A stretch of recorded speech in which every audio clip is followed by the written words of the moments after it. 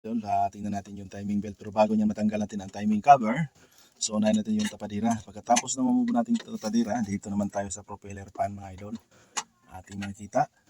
Yan. Yan ang propeller fan mga idol. No? Yan.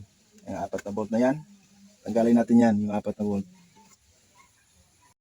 So yan, angat na natin ang BCU sa safety buoy, no? Mga idol. Ito naman natin tanggalin yung sa vacuum. Tapos butin na natin to. Propeller fan. Saka natin tanggalin itong timing belt.